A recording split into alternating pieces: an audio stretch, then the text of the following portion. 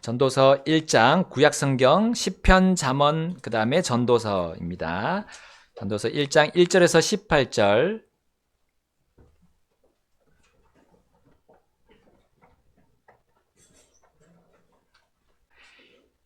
구절입니다. 이미 있던 것, 곧 그것이 후에 있겠고, 이미 행해진 것, 곧 그것이 후에 행하여지리니, 해 아래에는 새 것이 없느니라.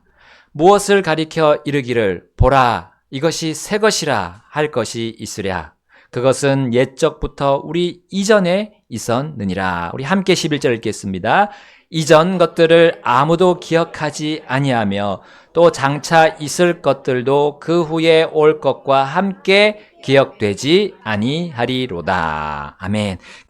오전 말씀 제목은 해 아래는 새 것이 없느니라. 해 아래는 새 것이 없느니라 라는 제목입니다. 우리 그런 찬송이 있어요. 이 세상 사람 매일매일 새 것 찾으나 난 기쁘고도 참된 길을 이미 찾았네 라는 찬송이 있습니다. 지난주에 우리 수요일에 한나와 함께 부른 특송인데요. 우리 사람들이 새 것을 찾기를 좋아하고 새 것을 원합니다. 그것은 우리 기본적으로 가지고 있는 마음입니다. 새 것을, 근데 이것이 너무 과도하게 찾게 되는 일이 이 풍부한 지금 시절에 벌어지곤 합니다. 그래서 우리가 어떤 물건이 고장 나면 당연히 이제 새 것을 바꿔야 되는데, 고장 나지 않은 물건에 대해서도 우리 금방금방 새 것으로 바꾸는 행태가 있습니다. 우리 아파트 분리수거장 가시면, 특별히 아파트 분리수거장 가시면 이게 쓸 수 있는 물건인데도 밖에 나와 있는 부분들이 있습니다. 버리기 위해서. 그래서 참 이것이 얼마나 우리 지금 현 상황이 풍족한가, 우리 대한민국이 얼마나 축복을 받았나, 그런 면으로도 한편으로 볼 수 있지만 좀 안타까운 일입니다.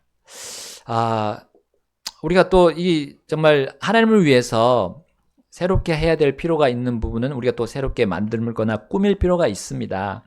예를 들면 우리 예배당을 조금 이렇게 뒤 배경 이렇게 바꾸던가, 또 이제 하나님께 우리가 드리는 이 경배가 좀 질서 있고 품위 있게 하기 위해서 조금 시간도 바꿀 수 있고 방식도 새롭게 바꿀 수 있습니다.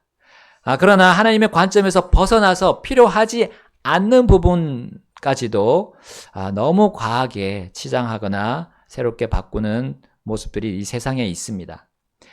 예를 들면 과학 기술 같은 것이 될 수 있습니다. 우리가 새로운 기술을 치료 기술을 개발해서 불치병을 정복하기 위한 그런 치료 방법, 또 그런 것들을 개발하려고 합니다. 그런데 이걸 하다 보니까 생명에 손을 대는 거예요. 우리 생명을 사람이 사실 창조할 수 없잖아요. 만들 수도 없습니다.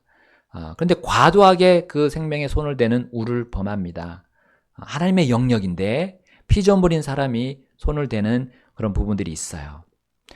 또 혹은 하늘에 우리 해와 달과 별들이 있는데 거기에 좀 도달해 보려고 하는 일을 합니다. 애를 씁니다. 자, 근데 우리가 이 지구라는 땅에 안에서도 문제를 해결하지 못하는 존재가, 다 해결하지 못하는 존재가 우리 사람 아닙니까? 근데 너무 과도하게 상상의 나래를 펼칩니다. 자, 이것도 하나님의 영역에 피조물인 사람이 감히 손을 대는 것과 같은 것입니다. 근데 이것이 어디서 나오는 것이죠? 보통 창조에 대한, 하나님이 창조하신 것에 대한 것에 그 관점에서 오는 것이 아니라 진화론적인 발상에서 나오기 때문에 문제가 되는 겁니다. 사람은 새로운 것들에 과도하게 관심을 갖더라도, 근데 그 결과는 어떻습니까? 오늘 본문이 얘기하고 있는 부분인데요. 결코 만족하지 못합니다.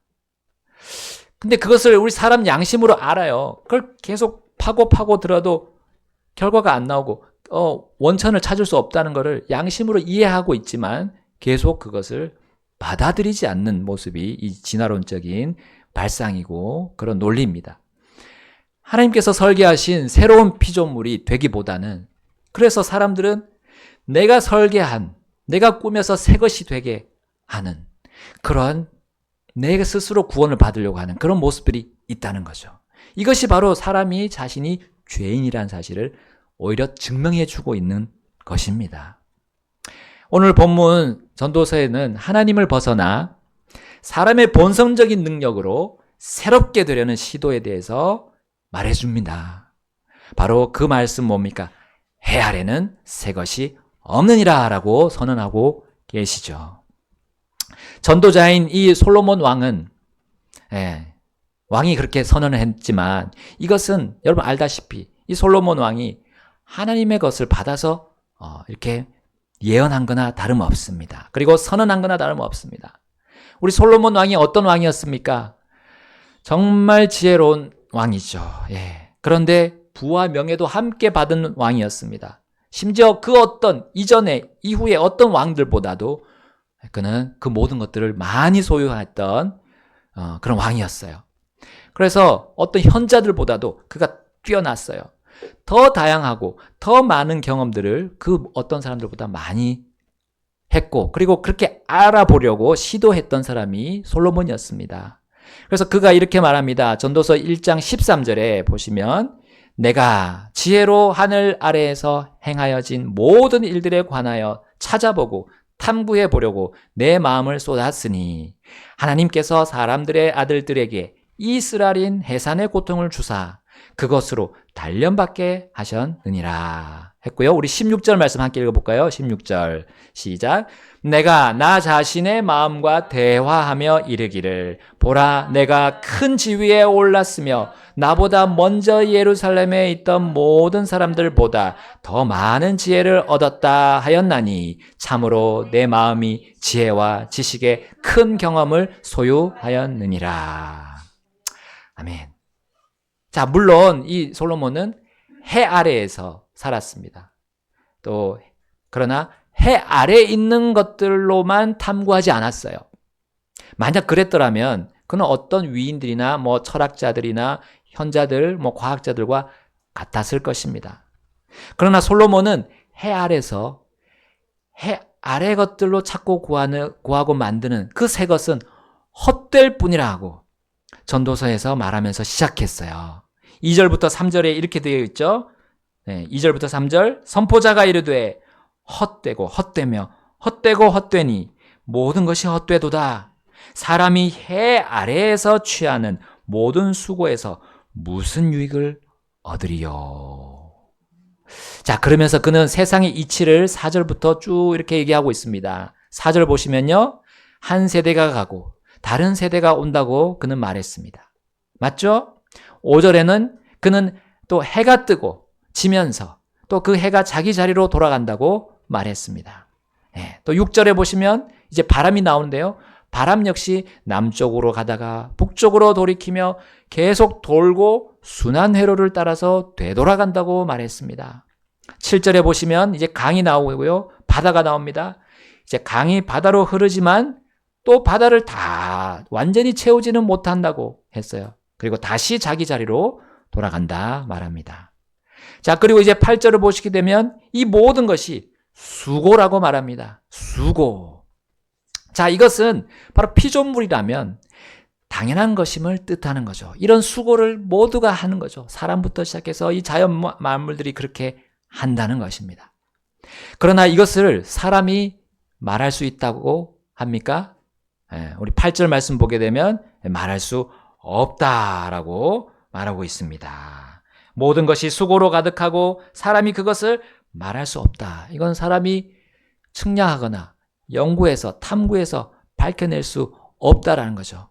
해 아래에서 그렇게 할 수 없다고 말씀하고 있습니다. 자, 그러면서 사람의 유한하고 부족한 면을, 그 부족한 능력에 대해서 이렇게 말합니다. 전도서 1장 8절 하반절에 보시면 눈은 보는 것으로 만족하지 아니하고 귀는 듣는 것으로 채워지지 아니하는도다. 자, 왜 사람이 만족하지 못하고 체험받지 못합니까? 해 아래에서 새 것을 찾기 위해 해 위를 보지 않기 때문입니다.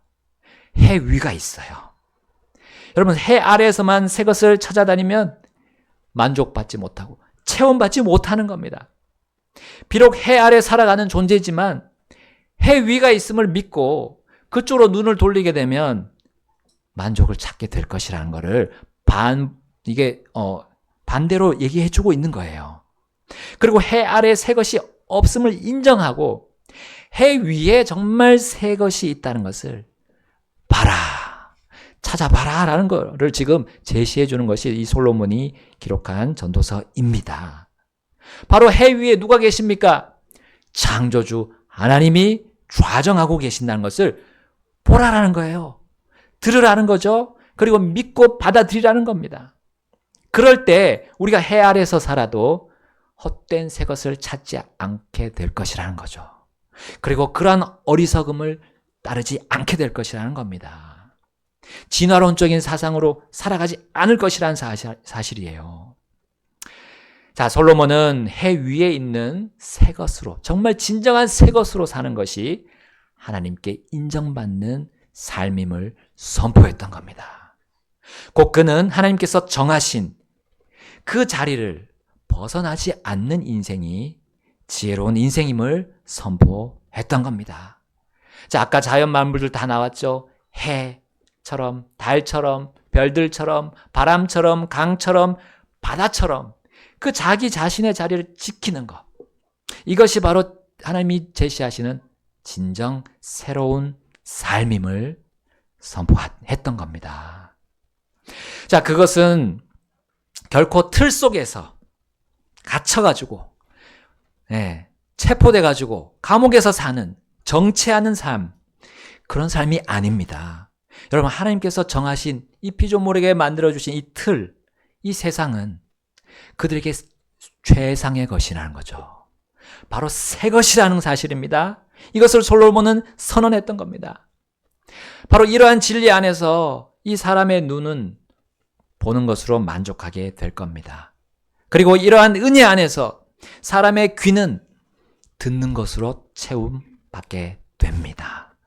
바로 해 위에 있는 하나님의 지식과 그 지혜 안에서 사람은 새로운 피조물이 될 수 있습니다.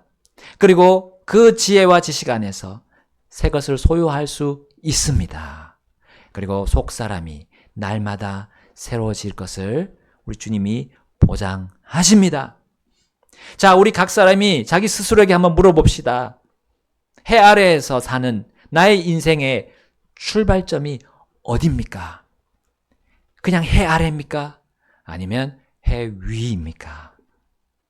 또한 우리 각자의 삶의 출발은 무엇이고 누구입니까? 어떤 피조물, 우리 사람, 그냥 부모님에서 끝납니까? 아니면 우리의 앞 세대 조상님에서 끝납니까? 아니면 그 모든 것들을 창조하신 창조주이십니까? 자, 해 위가 되고요. 또 그 위에 좌정하신 창조주 하나님이 나의 인생의 출발이 된다면, 그리고 새 출발이 된다면, 이제 우린 본문으로 이러한 뜻이 있음을 주님께서 알기를 원하십니다. 자, 전도서 1장 9절에서 10절 이렇게 말씀합니다. 다시 한번 읽어볼까요? 9절과 10절입니다. 같이 읽겠습니다. 시작. 이미 있던 것, 곧 그것이 후에 있겠고, 이미 행해진 것, 곧 그것이 후에 행하여지리니, 해 아래는 새 것이 없느니라. 무엇을 가리켜 이르기를 보라, 이것이 새 것이라 할 것이 있으랴. 그것은 옛적부터 우리 이전에 있었느니라. 아멘. 솔로몬은 해 아래에서, 해 아래의 것들로 만들어진 것이나 행해진 것들은 옛적부터 있었던 거라고 말합니다. 또 미래에도 행해질 것들, 그것도 옛적부터 있었던 것들이라고 말했어요. 이 세상 안에서 일어나는 일들이 결코 새로운 일이 아니라는 것을 말하고 있습니다. 막 사람들이 환호하고 대단하고 생각하는 그런 것들, 그런 업적들, 그것 사실 예전에 있었던 거라는 거예요. 그리고 훗날 이제 미래에 또 그런 일들이 있다고 해서 그렇게 우리가 대단하다고 그렇게 할 필요도 없습니다. 그러면 우리는 사람들이 하나님 없이 추구하고 애착을 갖는 그런 일들에 우리가 주의를 너무 쏟을 필요는 없어요. 해 아래서만 생기고 끝나버리는 일들, 그런 일들에 우리가 과도하게 시간을 보내고 힘을 소모하는 거, 우리가 모든 것을 또 바치는 것은 가치가 없습니다. 그것들은 하나님께서 우리에게 주시려는 그 새로운 인생과는 차이가 있고 다른 길이 될 수 있어요. 우린 거기에서 하나님의 만족이나 체험을 받을 수 없는 겁니다. 사람들이 하나님의 기준과 틀을 벗어나서 하는 모든 행위와 사상 혹은 철학이나 과학, 이것도 우리를 전혀 새롭게 하지 못할 때가 많아요. 여러분, 그래서 그것들이야말로 고리타분한 것입니다. 이 성경이 고리타분한 것이 아니라 성경 이외의 것들이 사실 고리타분하게 우리를 얽어매는, 속박하게 하는 것이 된다는 것이죠. 오히려 그것이 오래된 냄새가 나는 것이고 허망하고 전혀 쓸모없는, 가치가 없는 것이 된다는 것을 우리 전도서 말씀을 통해 말씀하십니다. 자, 1장 14절 말씀이 이렇게 말씀하고 있기 때문입니다. 14절 함께 읽겠습니다. 내가 해 아래에서 행하여진 모든 일을 본즉 보라, 모든 것이 헛되고 영을 괴롭게 하는 것이로다. 여러분, 이것들이, 이 세상에 있는 것들이 우리 몸에 잠시 유익을 줄 수는 있습니다. 혹은 우리의 혼을 아프게 하는 그 스트레스를 풀어줄 수도 있어요. 그러나 하나님께서 구하신 그 새로운 혼, 하나님께서 또 미래에 주실 그 새로운 몸, 그거에는 유익이 되지 않습니다. 곧 혼과 영을 영원히 새롭게 해주는, 혼과 몸을 영원히 새롭게 해주는 그 영에는 그것들이 아무 도움이 되지 않는다는 것을 여기서 보여줍니다. 영을 괴롭게 한다라고 했습니다. 자, 한 가지 예로 우리 다윗이 지성소에 있던 하나님의 궤를 옮길 때 그 예를 볼 수가 있습니다. 하나님의 그 성막이라고 하죠. 하나님과 만나는 장소인 그 성막을 이제 다윗의 도시인 시온으로 옮기려고 했을 때로 우리 한번 가봅시다. 우리가 그 다윗의 시도가 처음에 그 첫 번째 시도에서 실패했음을 우리 전에 몇 차례 보았습니다. 자, 다윗은 이 생명의 주이신 하나님을 모셔와서 새롭고 가치 있게 이제 살아보려고 시도했습니다. 그런데 그것을 하는 중에 웃사라는 사람이 죽는 일이 벌어졌어요. 그것을 옮기던 이 사람이 죽고 말았어요. 그래서 다윗은 두려워해서 감히 그 궤를 가져오지 못했습니다. 왜 이런 일이 벌어졌습니까? 바로 해 위에서 정하신 그 하나님의 방식으로 옮기지 않았기 때문이었어요. 성막에 있는 그 모든 기구들을 옮길 때 레위인 중에 정한 그 사람들이 어깨에 메고 옮겨야 했습니다. 자, 그러나 그들이 무엇을 만들어서 옮겼습니까? 우리 사무엘기하 6장 3절에 이렇게 되어 있습니다. 제가 읽어보겠습니다. 그들이 하나님의 궤를 새 수레에 싣고 기브야에 있던 아비나답의 집에서 그 궤를 가지고 나왔더니 아비나답의 아들 웃사와 아히오가 그 새 수레를 몰더라. 자, 그들이 무엇을 만들었다고요? 그 무엇을 어디다가 옮겨서 싣고 갔다고요? 새 수레였습니다. 이 새 수레는 해 아래의 방식으로 새롭게 만든 것이었어요. 해 위의 방식, 바로 하나님의 방식으로 만든 게 아니었어요. 자, 그들의 생각에는 아무래도 헌수레로 하나님의 이 정말 귀중하고 거룩한 것을 담을 수 없다고 판단했을 겁니다. 그래서 그들은 특별하게 새롭게 수레를 제작했어요. 자, 그 수레가 이제 깨끗한 재료로 만들어졌을 겁니다. 그리고 그들은 또한 정결한 마음을 가지고 또 한치의 오차 없이 만들었을 겁니다. 그러나 그렇다고 해도 그것은 이 세상의 방식이었어요. 해 아래의 방식이었던 겁니다. 그렇기 때문에 하나님의 눈에는 더럽고 부정한 수레였던 거예요. 그리고 하나님의 분노와 진노를 일으키게 만드는 멸망의 수레였던 겁니다. 자, 이제 아히오와 웃사가 앞뒤에서 그 궤를 호위했지만 그것마저도 해 아래의 방식을 따르는 헛된 일이 되고 말았습니다. 또한 궤가 가는 길에 여러분 어떤 일이 벌어집니까? 각종 악기들로 주를 찬양하는 음악이 막 울려 퍼졌어요. 하나님의 이름을 찬양하고 하나님께서 행하신 일들을 높이는 그런 영적인 노래들이 막 많이 흘러나왔고 또 그 주위에 다 퍼져나갔었습니다. 그러나 그 역시 하나님께서 받지 않으시는 헛된 노래가 되고 말았어요. 그것은 주님께서 받으실 만한 새 노래가 될 수 없었던 겁니다. 하나님은 그 모든 것들이 죄악이었기 때문에 진노를 발하셔서 웃사를 처단하시고 말았습니다. 여러분, 사람은 기본적으로 새 것을 좋아하는 본성이 있습니다. 하나님도 새 것을 좋아하십니다.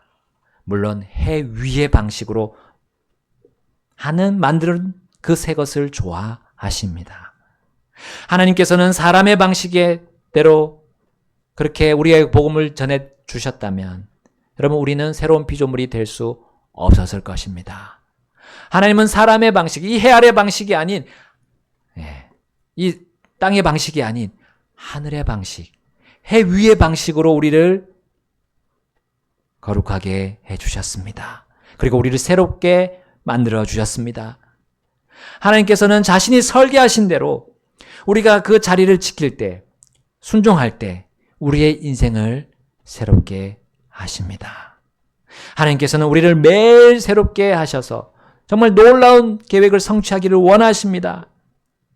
그럴 때 우리는 해 아래 사는 우리가 해 위의 것을 가지고 살아가도록 하십니다.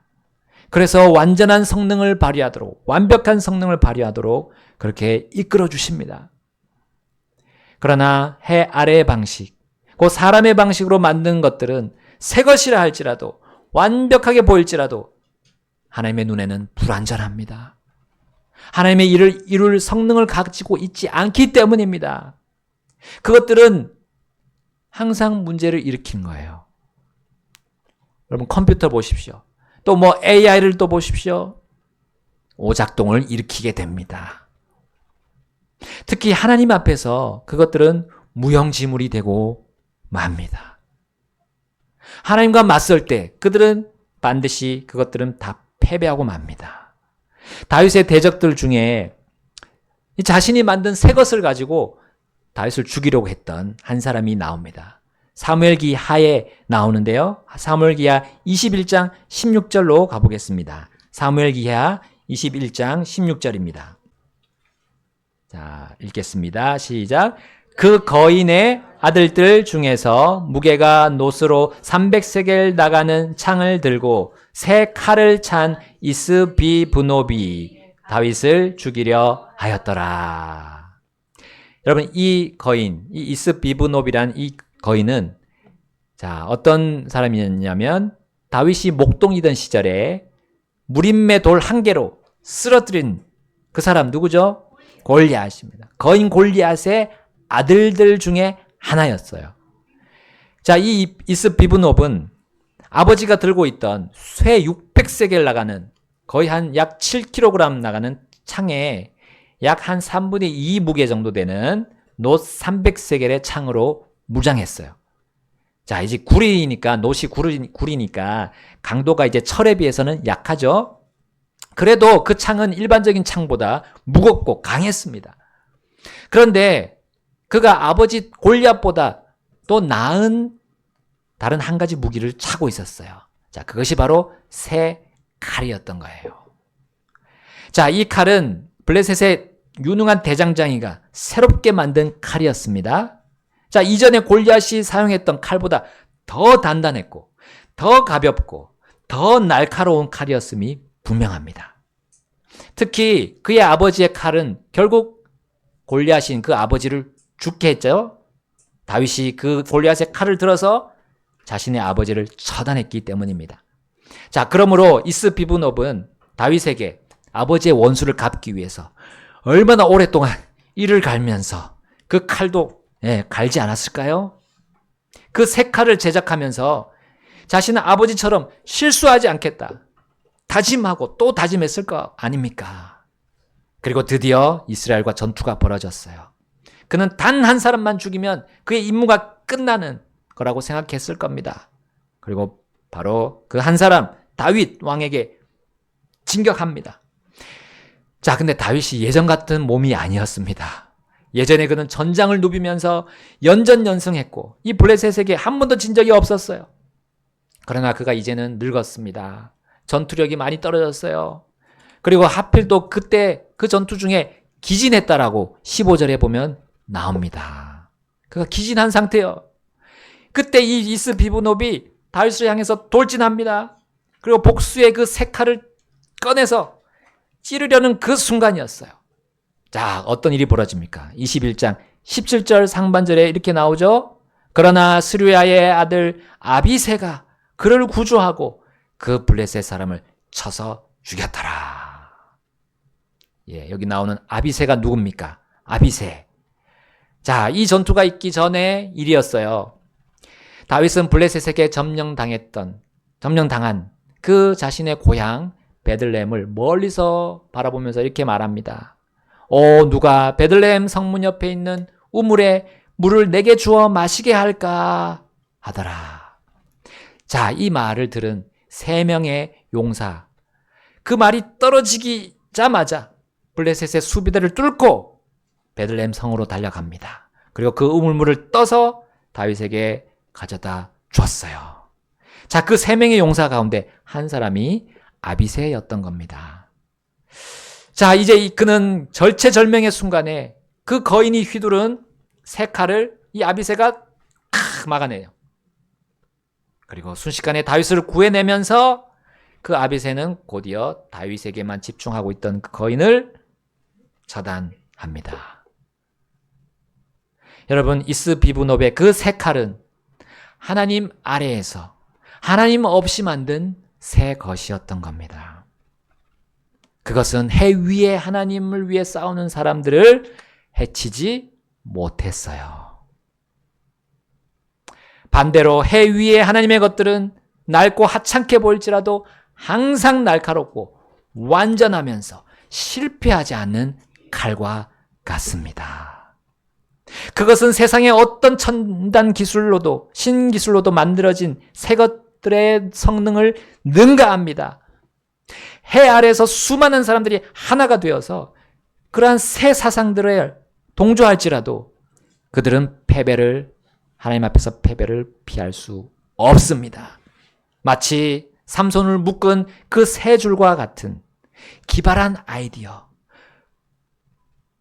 할지라도 그것은 결국 불에 타서 풀어져 버리는 것과 같이 없어져 버립니다. 오히려 그 세 줄에 그들이 꽁꽁 묶이게 될 겁니다. 왜냐하면 해 위에 좌정하고 계시는 하나님을 그들이 계속 거부하기 때문이에요. 멸시하기 때문입니다. 그들을 향해서, 그 하나님을 믿는 사람들을 향해서 계속 경노하고 자신들의 생각을 계속해서 그들에게 주입시키기 때문이에요. 하나님의 방식이 아닌 자기들의 방식으로 일관하기 때문입니다. 그래서 결국 자기들이 놓은 덫에 자기들이 걸려 넘어지는 겁니다. 해 아래에서 하나님의 질서와 법을 거부하는 그 양심은 결국 자신 스스로를 허망하게 몰아갈 것입니다. 그러나 해 위에 계신 하나님을 따르는 그 양심은 계속 깨끗해지고 계속 새로워지게 될 것입니다.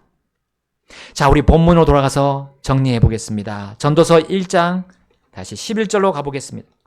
이전 것들을 아무도 기억하지 아니하며 또 장차 있을 것들도 그 후에 올 것과 함께 기억되지 아니하리로다. 아멘. 왜 사람들은 해 아래에서 새 것을 찾으려고 합니까? 그리고 그것을 만들기 위해 부단히 노력하며 애쓰고 있습니까? 자신들이 사람들 사이에서 기억되길 원하기 때문입니다. 기억되길, 내 이름이 대대손손 기억되기를 원합니다. 자신이 발명하고 발견한 업적을 대대손손 기리게 하고 싶기 때문입니다. 그러나 해 아래에서 하나님 없이 행한 그 업적들, 그 새 것들, 그것을 한 그 모든 수고는 헛되고 헛되며 헛되고 헛될 뿐입니다. 아무도 그것을 기억하지 않는다 했습니다. 심지어 그들이 꿈꾸는 미래에 있게 될 것도 기억되지 않는다고 주님이 말씀하십니다. 그러므로 해 아래에서 살면서 영원히 기억되고 싶다면 해 위에 계신 하나님을 따라야 합니다. 하나님의 방식이 완전합니다. 어떤 틈도 없어요. 그것이 바로 지혜로운 인생입니다. 하나님은 우리 사람들이, 모든 사람들이 지혜롭기를 원하십니다. 사람은 하나님께서 자신을 헌 피조물에서 새 피조물로 재창조하시는 원리를 받아들여야 합니다. 영원한 형벌을 받아야 할 죄인임을 인정해야 합니다. 그리고 유일한 구주, 주 예수 그리스도를 믿어야 합니다. 그분이 나의 유일한 왕으로 삼아야 합니다. 그리고 그 왕께 굴복해야 합니다. 왕들의 왕이시고 주들의 주이신 그 예수님께 굴복한다면 우리는 해 위에서 그 하나님이 주시는 새 것으로 날마다 새로워지는 삶을 경험하게 될 것입니다. 그 사람은 해 아래, 비록 해 아래 살지만 이제 해 위를 소망하기 때문이에요. 해 위에 무엇이 있습니까? 내가 갈 영원한 본향이 있기 때문입니다. 본향입니다. 거기가 본향이 되기를 우리 주님이 원하시면서 오늘 이렇게 말씀해 주십니다. 해 위에서 하나님께로부터 오는 새 것을 가지고 우리 이 땅에서 위풍당당하게 살아갈 수 있습니다. 해 아래에서 행한 나의 수고가 헛되지 않도록 우리 하나님께서 오늘 말씀 주셨습니다. 우리가 영원히 기억될 수 있는 방법을 알려주셨습니다. 우리 주님 앞에 굴복하지 않으시겠습니까? 주님이 말씀해 주시는 것에 이 세상의 어떤 사상도 어떤 이념도 다 버리고요. 주님이 주시는 거에 내가 가겠습니다. 내 마음을 두겠습니다. 내 애착을 두겠습니다. 그것이 내 목표가 되겠습니다 하고 결단하지 않으시겠습니까? 자, 오늘 피아노 반주가 나올 때 여러분 오늘 또 기회의 날입니다. 주님께로 내 길을 돌이킬 수 있는 기회입니다. 그것을 회개라고 부릅니다. 회개. 회개는 유턴을 하는 것입니다. 내가 가는 길로 가다가 이 세상이 좋아하는 길로 가다가 그 넓고 넓은 길로 넓은 문으로 가다가 이제 돌이켜서 좁아 보이지만 세상이 인정하지 않지만 사람들이 좋아하지 않는 것 같지만 하나님이 좋아하시고 하나님이 우리에게 잘 아시고 주시는 그 방식, 그 길로 가겠다고 결단하지 않으시겠습니까? 이 시간 주님 앞으로 나가셔서 함께 기도하시겠습니다.